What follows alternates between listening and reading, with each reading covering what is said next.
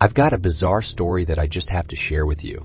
So, a while back, some distant relative who I barely even remember left me this huge, creepy old house. It's out in the middle of nowhere, miles away from the nearest neighbor. But hey, who am I to turn down a free house, right? So, there I was, my first night in my new, yet old and secluded home. The place was a labyrinth of creaky floorboards and eerie echoes. It had 6 bedrooms and a massive upper floor, a bit too large for my taste. I was still unsure whether to keep or sell it, so I decided to give it a week or two to make up my mind, which meant to move in for several days to get the feel of it. I was just getting settled in, trying to make the unfamiliar feel somewhat like home.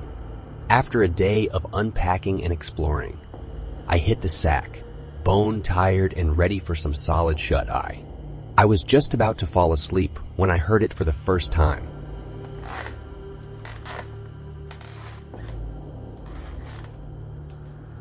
It was the sound of the squeaky floorboard in the hallway. I initially thought it was just the old homemaking noise, as they typically do. It took me several seconds to realize that wasn't the case. The sound was more like footsteps. An uninvited guest in the middle of nowhere was the kind of thing that horror movies were made of. I forced myself out of bed, heart pounding in my chest like a bass drum. If that was a homeless dude, I should be able to scare him away easily. But you can never discount the occasional meth head with extra determination and a scrambled brain. So, I armed myself with a flashlight and a kitchen knife. Fortunately, I like midnight snacks and opened the bedroom door slowly. I immediately flashed the thin flashlight beam into the hallway, hoping to blind and scare the intruder away.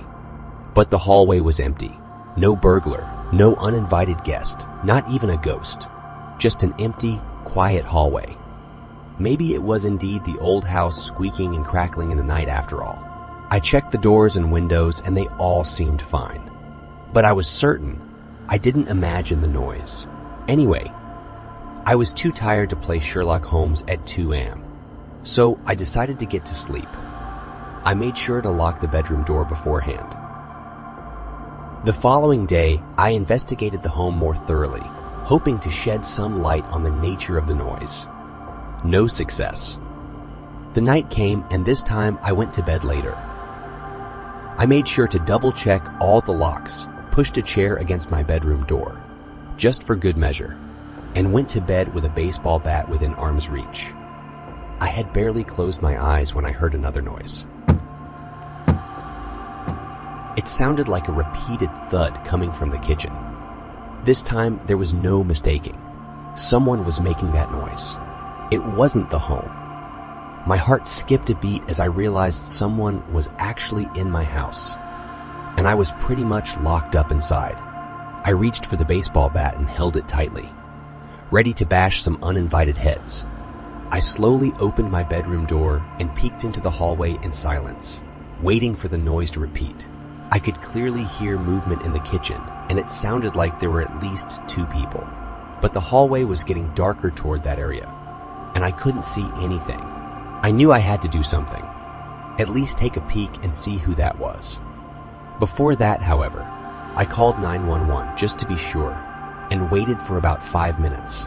I kept hearing noise in the kitchen during that whole time, but I eventually started moving slowly through the hallway, trying to make as little noise as possible. Then I stepped on a squeaky floorboard and my stealth went out the window. I instantly froze, and I felt my heart stopping in my chest. The noise in the kitchen had suddenly ceased. Whoever was there clearly heard me, so there was no point playing the ninja game. I hit the light switch in the hallway and screamed out the top of my lungs as I lunged into the kitchen. My bat was ready to swing. To my surprise, the kitchen was empty. To my even bigger surprise, the fridge door was slightly open. I looked inside and some food was missing, which actually creeped me out more than anything. I searched the entire house and I couldn't find any sign of break and entry. Then the cops came shortly and I had to file a report. They couldn't find any sign of forced entry either, which was bizarre to say the least. At this point, I was beginning to freak out. I didn't believe in ghosts, but sometimes you have to reconsider your beliefs, you know? Fortunately, I had a plan.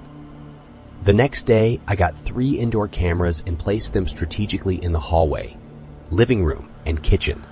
The infrared mode should capture everything even in pitch darkness. And capture it did. I went to sleep early that night due to working on my master thesis, so I didn't get to experience anything out of the ordinary until around 3 a.m.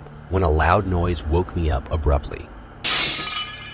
I was still groggy, so I couldn't identify the noise at first. Then my brain came online, and I realized it was the sound of glass breaking. Adrenaline flooded my veins, and I immediately went into a defensive mode. I grabbed the bat next to my bed and creeped to the door, making as little noise as possible. I could no longer hear anything, which was even more unnerving. Then I suddenly remembered about the cameras. I had the app on my phone already, so I immediately logged in to check the feed. Nothing could have prepared me for what I was about to witness. I was expecting a homeless guy, but I got an entire family instead. My living room and kitchen cameras captured 4 adults, 2 men and 2 women, and 3 children between the age of 5 and 7 or 8. I simply could not believe my eyes. They appeared to be relatively well dressed and appeared to be a big family. Here's the awkward aspect though. They were acting as if they were at home, eating out of the fridge, resting on the living room sofa, watching TV, and even playing with one of my board games. What struck me was their supernatural silence. They would move and interact with each other in nearly perfect silence, which made me question whether they were even real. I turned the camera volume up to the point where I could clearly hear the TV. No sound from them, though. I was watching the recording of the last 5 minutes when I saw one of the kids breaking a vase by accident.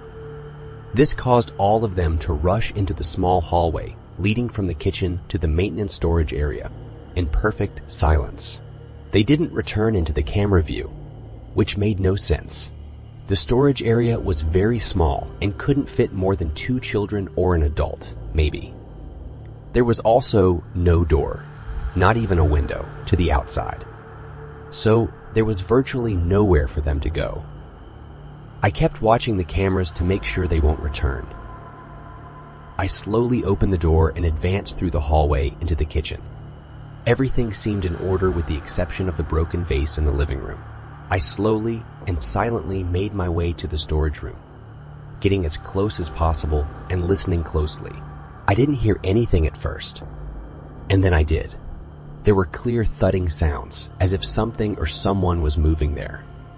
However, the noise was coming from under the floor.